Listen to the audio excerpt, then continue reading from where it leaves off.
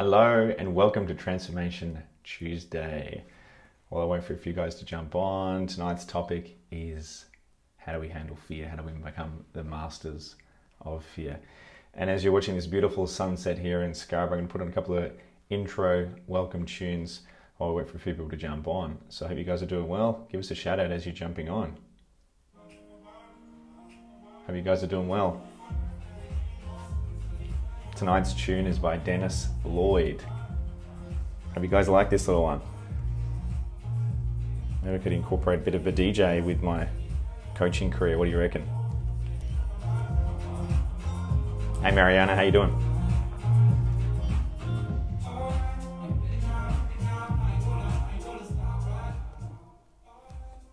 There we go, enough of the music, Hope you guys enjoyed it.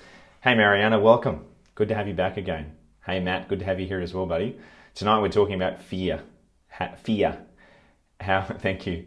How do we become the masters of fear? How do we see fear in a different way?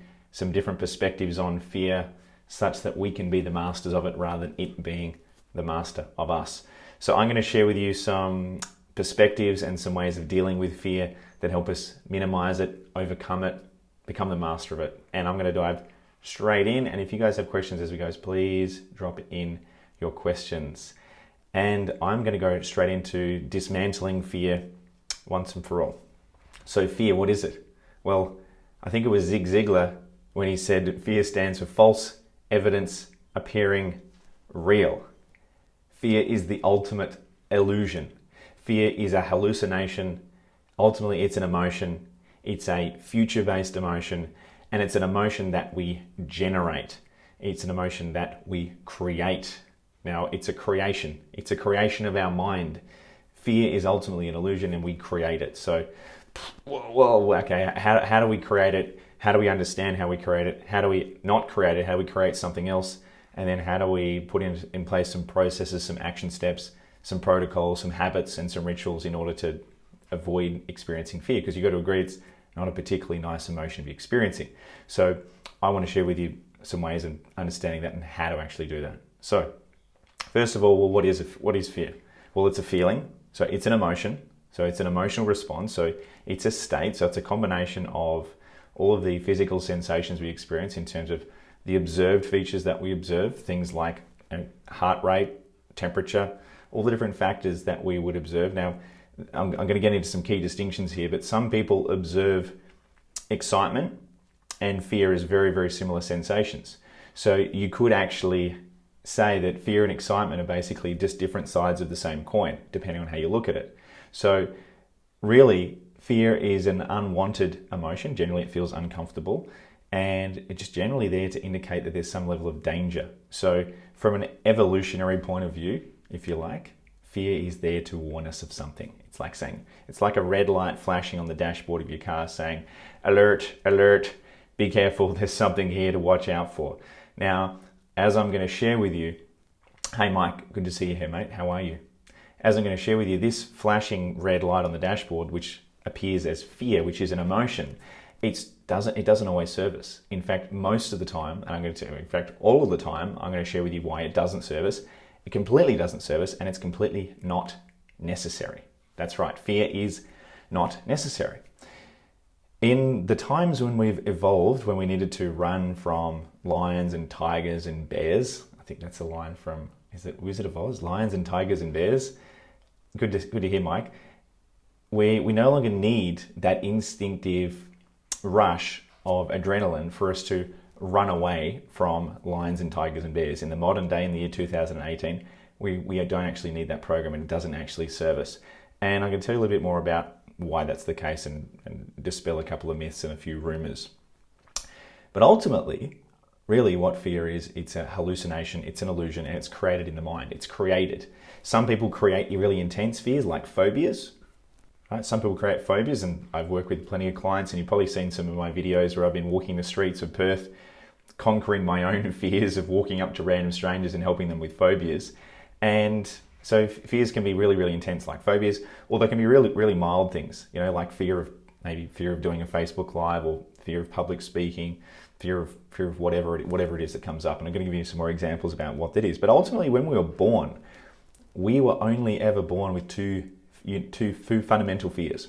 There's only two of them we were born with, and that's the fear of loud noises and the fear of falling. So that's the only two hardwired, pre-programmed fears that we actually have when we are born into this world. And then every single other fear that we experience is generated through our experience, through our emotional occurrences, through our upbringing, through our belief system. And I'm going to dive more into that in a little bit. But ultimately, all the rest of our fears are generated. They are constructed, they are created up here. And who's to blame? The ego. The ego is to blame. The ego, which is this program that we've been loaded on with, is a fear-based program. And this is the program that generates the fear. This is the program that generates the resistance. And I'll explain a bit more about that as we go. So I often get asked the question by a lot of people, why do we have fear? Is it actually necessary? And as I said before, we originally got loaded on with the program of the ego and the program of fear, right? Which was supposed to protect us from danger, for like survival. It was a survival-based program, which is a red flashing light saying, "Look out, get out of here." And we are typically either triggered the fight or the flight response. Now, if we triggered the fight response, the emotion that we then generate as a result of triggering the fight response from being challenged or stimulated in the wild is anger. Right? So if we want to fight, that triggers the emotion of anger. Right? So it sends adrenaline, creates the emotion of anger. Right? We've got to fire up, we've got to protect ourselves. Alternatively, it triggers the emotion of, so when we flight, that triggers the emotion of fear. So that's the other side of the coin. We say, let's get the hell out of here. This isn't worth it. We're not going to win this one. Let's get out of here. So this is the prehistoric programming that's actually going on behind the scenes. And then we've evolved beyond that. We don't actually need any fears anymore. So I often get asked the question, don't we need fear to protect ourselves? Like, don't you need fear, like in case you're out at nighttime and there's someone behind you that's creeping up on you, don't you need fear to protect you? It's like, no, you don't.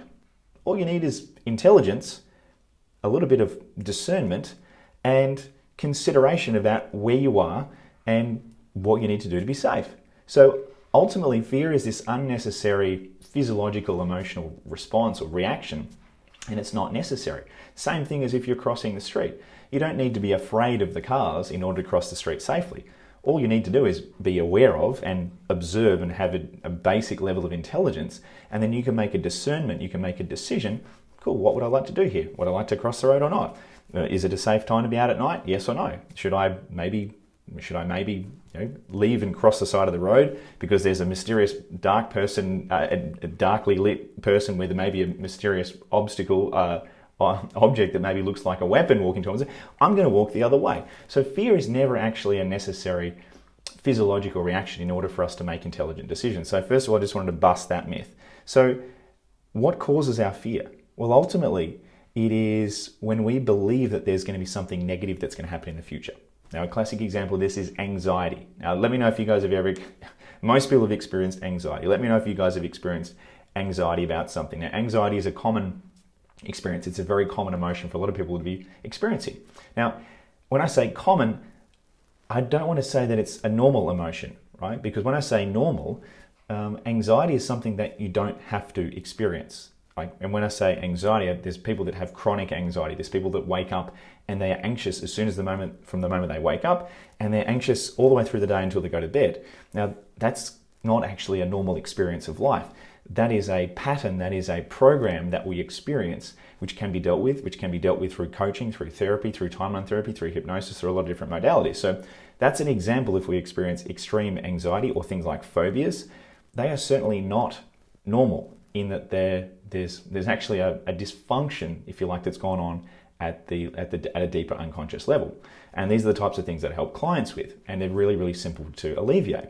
But my point is that we don't actually need fears. We never have needed them, and they pretend to be necessary. In the year 2018, they're simply not necessary. So ultimately, we create a fear, we generate a fear, and it is an emotion that gets generated out of a belief system. So what do I mean? Well, fear gets generated, gets created. Now, try this on. Until you actually look at something, the fear doesn't exist. It's only when you look at an object do you then now generate the fear, because the fear wasn't there before. So therefore you have to inquire and ask, okay, well, if I'm looking at this object and now generating the emotion of fear, how am I doing that? At a strategy level, at a belief level, how am I generating the fear? Because some people are afraid of public speaking, some people are not. Some people are afraid of snakes, some people are not. Some people are afraid of walking up to a person at a bar and asking them out on a date, right? So what's the story? Everyone has different fears, so there's nothing universal about it. Everyone is creating and constructing their own fears in their own mind. It's all just an illusion, it's all just made up. And the fear only gets created when you perceive something as being dangerous, and ultimately dangerous to the point where you can't handle it. That's the key distinction here. Because if we believe that we can handle something, then it's not fear, right? So say, for example, if you knew that you were going to do brain surgery on someone, right? And you had no idea what you were doing, but if you got the opportunity to do a practice on someone first, right? Practice on someone and there was no consequences, you're like, great, let me at it. Let's just go for it. There's no consequences. However, if you're now doing it on a real person, it's the first time, what you now create is you now create the fear of the consequences. We now start buying into, well, what if this happens? What if that was to happen, right? Hey, Kat, good to see you here. So we need to start to understand, okay, well, it's now what we're forecasting is going to happen. And even more so, it's, well, what's the consequence and what's our ability to deal with the consequence? Now, ultimately, I'm just going to go all the way down to the bottom of the rabbit hole, right? If we have a fear, it is simply because we haven't sustained, curated, developed a ultimate belief that we will be able to handle what's on the other side of that. I'll say that again. The only reason why a fear exists for us is because we haven't cultivated a belief that we can handle what's on the other side of that. That's the only reason why a fear exists. Hey, Daenerys, good to see you here. How are you? So, we're starting to build this map. We're starting to build this understanding of fear. And it's an illusion. It's a construction. It gets created in the mind. Now, when we truly understand this, we can recognize, okay, I'm creating it. It's all an illusion. It's all up here about a perception about what's going to happen in the future. So it's a future-based hallucination. And then it's a lack of belief in self, a lack of trust in self that I can then handle what comes up, a lack of my ability to then deal with that and resolve it. So ultimately, it comes down to a lack of trust in self. That's where fears ultimately are derived from. Because if you trust yourself to handle everything, if you trust yourself 100% unconditionally, doesn't matter what, again, this fits under the family of self-love, self-worth, self-trust. These are all very, very closely related concepts. So if you have I'm talking about ultimate, if you have ultimate self-trust that you can handle whatever, then fear doesn't exist. So therefore, we can conclude that fears only get created because of the series of systems of beliefs that we've got about our ability to deal with what's happening. Interesting to know that maybe instead of us saying, I have a fear of X, Y, and Z, we can actually change our perspective or change our level of awareness and go, you know what? I actually have a lack of a feeling of worthiness, feeling of that I'll be able to handle this, and I have a lack in my ability to trust myself. Boom. There you go. So I've just completely dismantled fear. Fear isn't this universal thing that's just banned there, you're stuck with. Everyone has it in the same way. It's actually a construction. It's all created differently. No one experiences fear in the same way. And I'm giving you this tool so you can outthink the fear. This is the first stage, is outthinking it, understanding it, becoming aware of it. And then sometimes when you have enough awareness and understanding of something, it just magically disappears. So I want to give you some other examples of fear, and I'm going to completely destroy the notion of what we commonly feel or we commonly believe about these fears. So one of the first big ones is anxiety. Now, anxiety ultimately is a future-based emotion, and it's an imagined emotion. So in order to create anxiety, the only way you can create anxiety is to imagine something in the future and it happening unsuccessfully. That's the only way you can create anxiety. If you were to imagine it happening successfully, well, you haven't created anxiety, have you? You've created probably excitement, or you've created anticipation. So thanks, Angela. Thanks, Kat. Yeah, you can outthink the fear. You start with outthinking it, and then ultimately you have to take action, which is what I'll be covering a little bit. You have to take action on the fear to integrate and embody that learning. But ultimately you can start by outthinking it, recognizing it, and observing it for the illusion that it is. And it's just an illusion. So anxiety is a future-based emotion, and it gets created, it gets generated by us imagining something not happening successfully. If you imagine it happening successfully, then you don't create anxiety. You create looking forward to that experience. Maybe excitement. right? So there's a recipe for creating emotions. Now, if you want to look back into the past, right? If you want to look back in the past and look at something that you weren't particularly happy with, that's how you do regret, right? So you go past and then you go negative. That's how you do the emotion of regret, judging something as negatively unfolding. Hey, Daniel, good to see you here, buddy. And whereas if you go back into the past and if you flip it and look at something that did go well, that's how you do pride, right? That's how you do the feeling of pride as opposed to regret. So again, there's a formula here for how we're constructing all of these emotions in our mind. It's simply a strategy. Was it future-based? Is it past?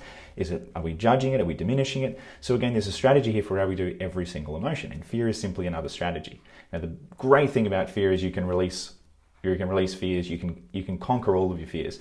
It's just simply a matter of working through the processes, doing the work on yourself, lots of processes in terms of meditation, coaching, timeline therapy. There's all sorts of cool stuff that you can do to completely release all the fears that you've got and move beyond them. And it's just a matter of time, process, commitment, consistency, and having the courage to keep taking action.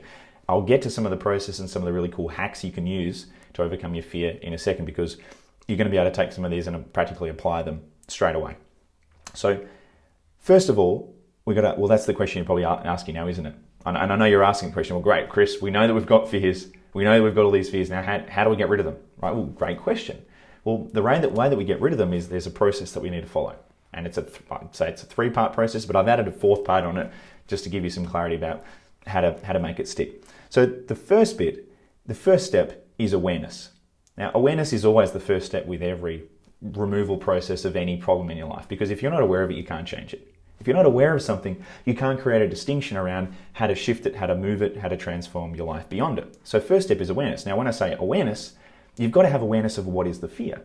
Is it a fear of rejection? Is it a fear of criticism? Is it a fear of loss? Is it a fear of dying? Is it a fear of public speaking? What is that fear of? Then, once you've identified what's the fear, you've actually got to language it. You actually need to construct and write a sentence. What am I actually afraid of? Because if you can't language it, if you can't articulate it, then that fear is forever just this miscellaneous kind of fuzzy feeling of apprehension. So when you can actually language your fear in writing, that's a huge first step, because most people never even get there. They're still stuck in the land of obliviousness. They're still stuck in the land of lack of awareness. So you've got to get to awareness first. Now, that's simply writing out, what are you afraid of, right? Now, I recommend you create a massive hit list of every single fear that you've got. Create a list of every single one of the fears you've got, because as soon as you create a list of all of your fears, you can get to work on crossing them off one by one. But if you never create a list of them, then all those things that are holding you back, those invisible handbrakes that are preventing you from expanding and moving beyond your limitations, because fear is the only thing that holds us back, ultimately. Fear is the thing that prevents us from taking action. If you write a list of all those things, and if you commit to breaking through them, there's nothing left holding you back in life. So here is a really, really powerful process. I recommend everyone has a journal. I recommend everyone has a journal, one like this. Now, this journal you should have, and I'm just going to give you some processes and some recommended ways of approaching your personal development. You need to have a hit list of your fears. You also need to have a hit list of all your limiting beliefs. Now, I've covered limiting beliefs before in previous videos, so if you guys haven't watched those, go back and watch those videos on limiting beliefs. Fears, limiting beliefs, and also your goals. You need to have a list of goals. So these are the 3 major things. If you understand your fears, your limiting beliefs, and if you get clear on your goals, just those 3 categories alone will transform your life. Now, you want to have sections in your journal where you're constantly developing and evolving and expanding into those dimensions. And when you finally conquer those, boom, your life just expands infinitely, because you then have clarity on 3 of the most powerful categories that you simply, as a professional human being, you've got to be aware of. So anyway, that's step 1, is awareness. Now, step 2 is understanding. Now, what do I mean by understanding? Well, once you've written out your fear, you've then got to go to work on, well, hang on, let's actually understand, well, what is this? Because I now know that I'm experiencing it. Great, I've got a fear of rejection. Congratulations. I've got a fear of approaching, maybe it's good-looking women. That's one that I used to have. I used to have the fear of walking up to an attractive person, because again, a lot of limiting beliefs that sat behind that fear. I didn't believe I was good-looking enough I didn't believe that I was funny. I didn't believe all sorts of limiting beliefs about me and my attractiveness and my personality and my masculinity and all this kind of rubbish, right? And what that then generated was, it generated a fear of being rejected, a fear of, because again, I was projecting into my reality what's going to happen if I do this? Well, it's probably not going to go to plan. It's going to mean this, and she's going to say that, and all this kind of rubbish that comes out, right? So that was an example, right? So you've got to get to work on understanding, well, how are we creating the fear? How are we even doing this? What's the belief system underpinning this that's even generating that fear? Why is it even occurring in the first place? Because the person next to me, they don't experience that fear. So how am I generating that? What am I perceiving? What are my belief systems? What are my experiences such that I'm generating the fear? So that's the step 2, which is understanding. And ultimately it comes down to, anytime we experience fear, it comes back to, as I said before, our lack of ability to deal with the situation, our lack of ability to trust ourselves to deal with it, and then ultimately what the meaning is that we're going to make about that event, right? So, for example, you go back to my example. I had the limiting belief, I had the fear of walking up and approaching, speaking with a girl, speaking with a woman in general. I had huge anxiety around approaching women.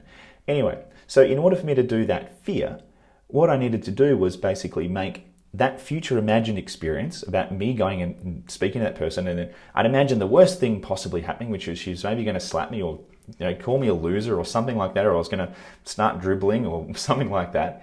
And then what I was then doing was that I was then making that future imagined event mean that I wasn't good enough, that I was a loser, that I was this, that I was that I was going to be shamed, I was going to be embarrassed, all these other meanings and things that get attached along with it. So this is all just a fictitious imagination. Fear is just imagination. It's our imagination that's just gone completely wild in the wrong direction, as opposed to fear going wild in the right direction, as opposed to imagination going right in the right direction, which is things like excitement, it's things like passion, it's things like vision for what we're going to create for our life, it's things like creativity.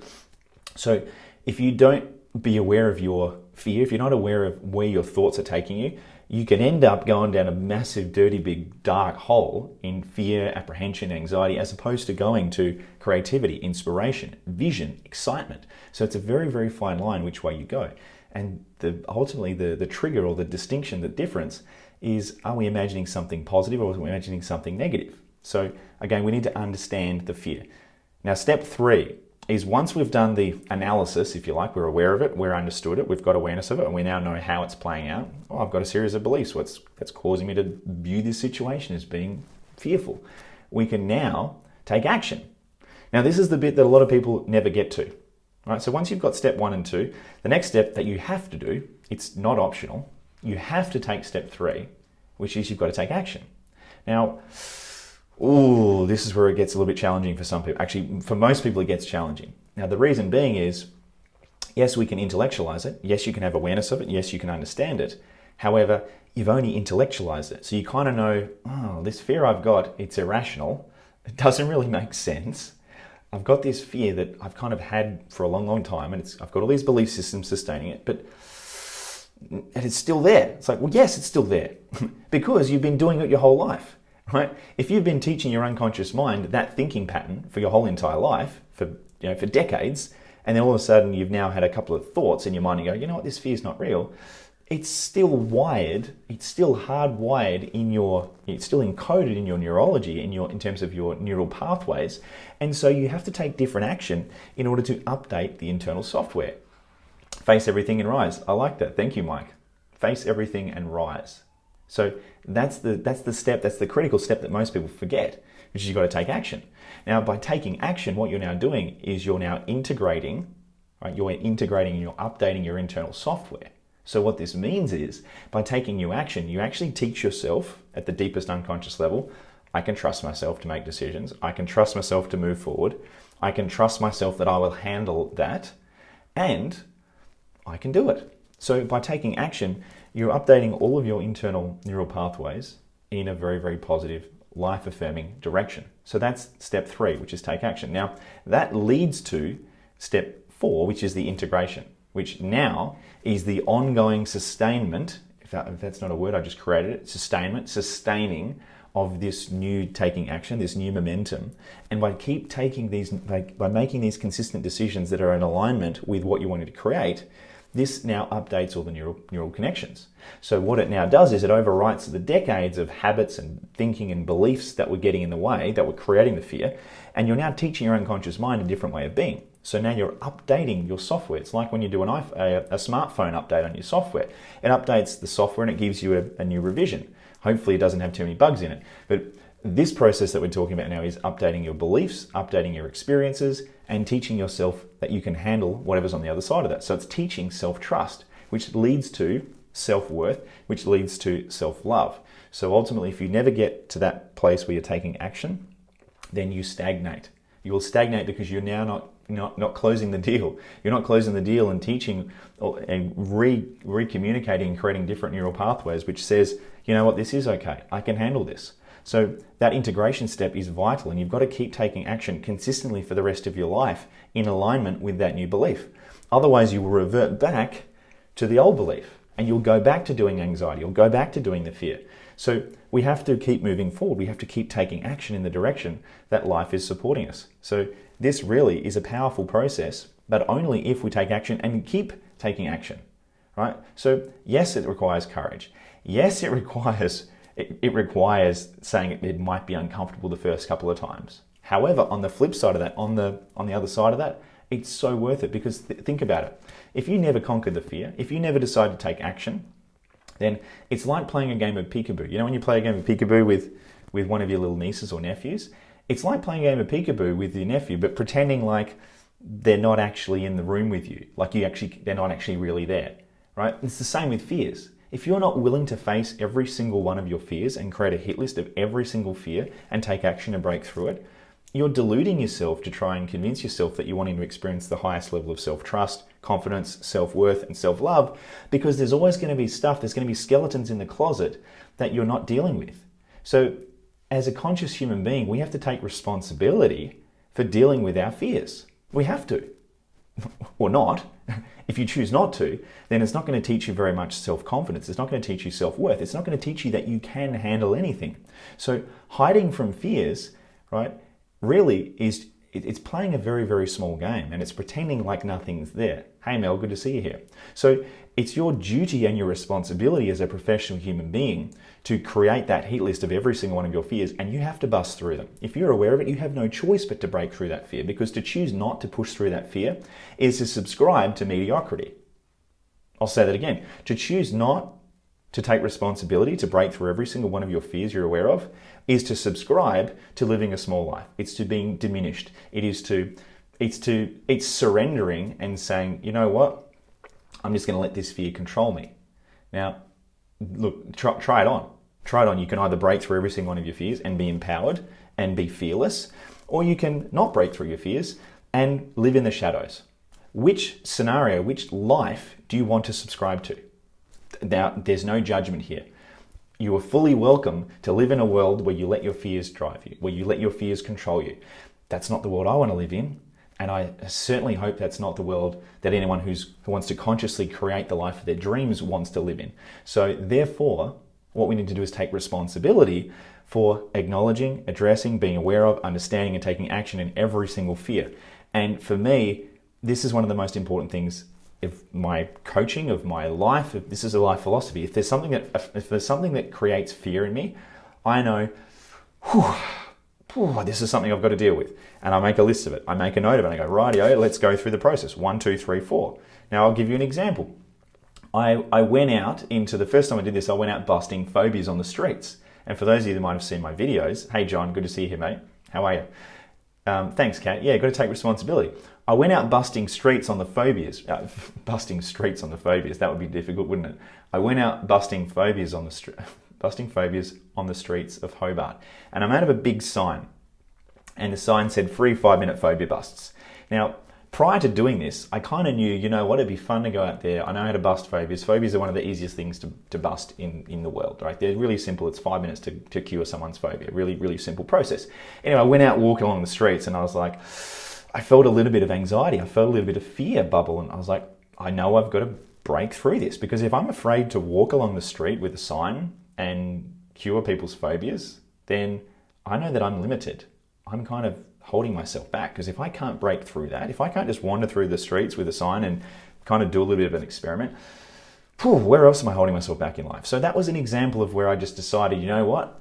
Anytime I become aware of a fear, I'm going to break through it. I'm going to, now again, this doesn't necessarily apply to everyone, and I realize that everyone, some people want to build up to this at their own pace. However, for me, I'm just like, if I'm aware of a fear, I'm going to bust through it. I'm just going to take it out. I don't want to live my life in fear. So I'm going to move to this side. I'm going to say, look, let's just make it happen.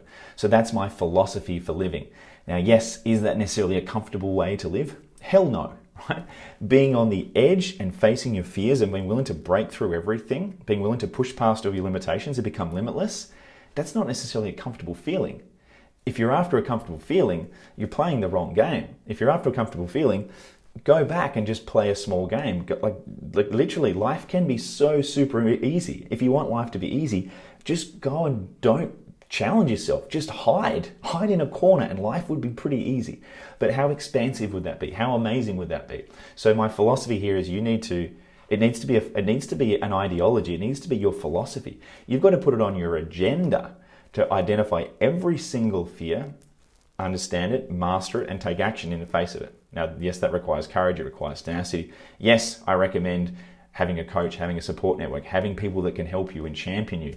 Yes, give you strategies, give you skills, give you knowledge. All those other tools are important. However, it starts with an attitude of, you know what? I am going to take responsibility for every single one of my fears that I've got, because I've created them through my belief systems, through my experiences, through my both combination of my conscious and unconscious choices, all through the aspects of my life. And I've now ended up with these fears. So I can now have the choice. Now that I'm aware of it, I have a choice. Do I want to keep it, or do I want to get rid of it? There you go. It's a choice. Like everything in life, it's a choice. You can either choose to keep subscribing to your fears, or you can choose to do something about it. Now, obviously, what's required to do something about it is having courage and taking responsibility to deal with that. Hey, Monica. Thanks for joining in. Hey, Brody. Good to see you here, mate. So I'm going to summarize it. I'm just mindful of hit the half an hour, guys. I want to always keep these relatively short. So in the last few minutes, I'm going to do a bit of a summary for you about, kind of a bit of a recap. So we know that fear is created. It's created in the mind. We know that it's derived and it's generated from beliefs, right? Our beliefs, our perceptions, the way that we're seeing reality is creating all of our fears. And ultimately, what it leads back to is a lack of belief, lack of us backing ourselves to be able to handle and trust ourselves to handle whatever's going to happen. So to put it out there to the extreme, this is the ultimate extreme, right? Which is kind of mind-blowing. But think about it. The worst thing that can ever happen in life is you die. Really, isn't it? The worst thing that can ever happen is you do something and you die. Right? Now, sorry to end on a somber note, but think about it. And I use this example to kind of really stretch your thinking. The worst thing that could ever happen in the history of the world is you're going to die. And if you're dead, so what? If you're gone, there's nothing you can do about it, right? So you can kind of use these mental hacks to kind of think, well, yeah, look, if that was to happen, there's nothing I can do about it, right? And even death, you'll handle death. Everything you can go through, everything you can possibly conceive of in life, if you were to go through that, you will handle it. So having the belief or not recognizing that we can handle anything is one of the biggest limitations that a human being has, because you can handle everything. I can handle everything. You and I, if we were put in a situation, we would handle it. When I say we'd handle it, we'd experience it. We would experience it to the best of our ability. That's handling it, and we will deal with it. Is it going to be comfortable? Maybe not. Right? Is it going to feel good? Maybe not. However, can we handle it? Yes, we will handle it, because we'll experience it and we'll move through it, and then we'll learn from it, and then we'll move on to the next thing. So ultimately, we will handle everything. So I recommend a very, very convenient assumption of reality to create, which is another word for a belief. Convenient assumption of reality would be, I can handle anything. Because the worst thing that could ever happen is I'm going to die. And everything else in between is far less than that, so I can handle it. So again, I'm just using these thinking experiments to expand my thinking, to kind of hack the illusion that fear is, to move beyond it and to take responsibility for, you know what, this is all just a construction. Part of being part of this consciousness, naturally what gets created is we just create these illusions. We create these fears for ourselves. They're not real, right? So we're going to take responsibility for, well, okay, that's a hallucination. I've created a hallucination, now I'm going to move beyond it. So belief that you want to install at the deepest level and reaffirm to yourself is, I can handle anything. I can handle anything. Doesn't matter what happens, I can handle it. I will handle it. I will learn from it. Will it be comfortable? Hell no. However, will I move through it? Will I learn from it? Will I move on to the next thing? You betcha. I think that's a pretty resourceful, pretty cool belief to have. So that's pretty much it, guys. I want to wind it up and say, there you go. That was my take on fear. So thank you guys for jumping in. Thank you guys for joining. Maybe at the end, if you guys have got any questions. Hey, Andrew, good to see you here, buddy. Yeah, thank you. So if you guys have got any questions, please drop in if you've got any questions about what I've just covered. This is a big topic. Please do me a favor. Create yourself a hit list of your list of fears. While you're at it, create your list of limiting beliefs and also your list of goals. You've got to have those 3 lists and you've got to keep them front and center. You've got to confront them every single day. And if you consciously confront every single one of those, you're going to bust through every single one of the fears that you've got. However, is it going to be easy? Is it going to be comfortable? Hell no. Hell no. Thank you for the love, guys. Thank you guys so much. Thank you for joining in. And how good is this skyline? I just was so tuned into you guys. I didn't realize just how beautiful this is. So I'm coming, for those that don't know, I just live in Scarborough. My beach is literally a 5-minute walk that way. And this is such a beautiful place to live. So thank you guys. Thanks, Angela. Thanks, Mike. And Mike, I'll see you on Saturday. For those that are coming along to the transformation experience, we are going to be going super deep on transforming people's lives on Saturday. It's going to be incredible. Kat, I know you had the pleasure and the privilege of coming to the one in Melbourne. For all the guys coming in Perth, you guys are in for a real treat on Saturday and Sunday because I get to share 2 whole days of giving the best of the best life transforming content to you guys. So anyone here who's watching from Perth or anyone who's not in Perth and you can make it to Perth on Saturday and Sunday, you are going to be in for a real treat because I'm going to share the best content that I have for transforming, upgrading and shifting your life to make it what you truly desire. Yeah, looking forward to catching up with you, Mike. Yeah, as always, sending you guys so much love, lots of love and blessings. Wishing you a magical week. When's your next one in Perth after this weekend? Hey, Monica. I haven't got dates for the next one yet. At this stage, I'm only planning on running 1 per year. So look, if you want to get along to this one, trust me, it is going to blow your mind and is going to create a huge transformation. And every single person that's coming along, that your mind is going to be blown with what I'm going to be sharing with you. Thank you, Kat. There you go. Yes, it was awesome. It was so much fun. So thank you guys for tuning in. How good is this? Thank you so much for joining me. And I look forward to sharing more knowledge and wisdom next week. And for those on the transformation experience, I'll see you guys this Saturday for a powerful experience. As always, lots of love. I'll see you guys very soon. Bye for now.